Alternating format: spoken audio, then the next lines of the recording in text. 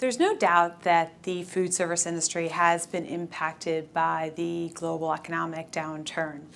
High rates of unemployment, declines in disposable income growth have certainly had a direct effect on consumers' willingness to spend on the convenience and luxury of food away from home.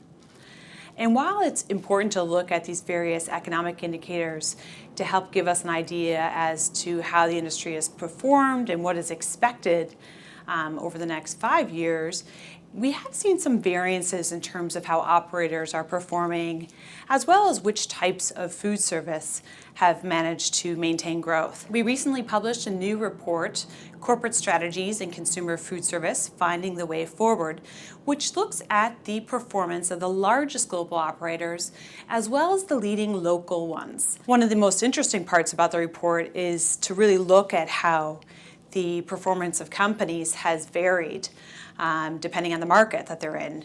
McDonald's, for example, which overall on a global level has done well, if you look at its different performance by market, it does quite have mixed results.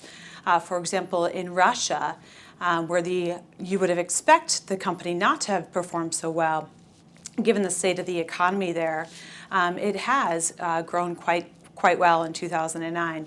In fact, it's benefited in part due to where its outlets are located, since they're mainly in major cities, but also the brand benefits from strong brand recognition.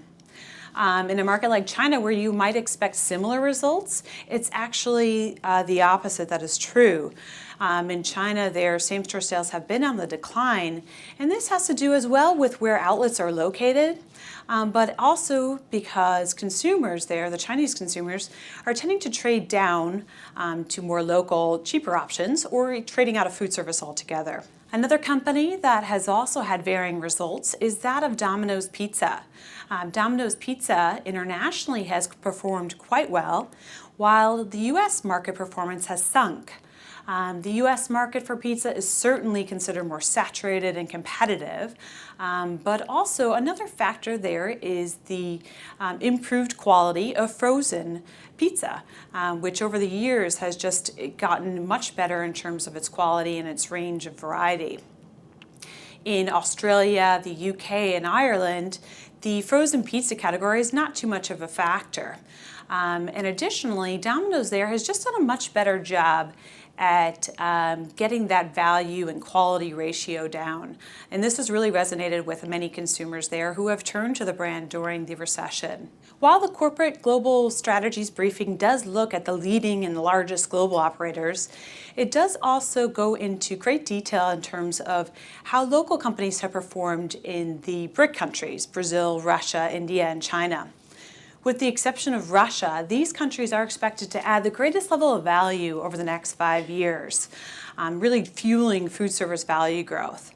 And while 2009 performance in basically all these countries have certainly been lower than previous years, there are still global as well as domestic operators that are targeting these countries in terms of expansion, which is certainly signs that a quick recovery is expected to take place.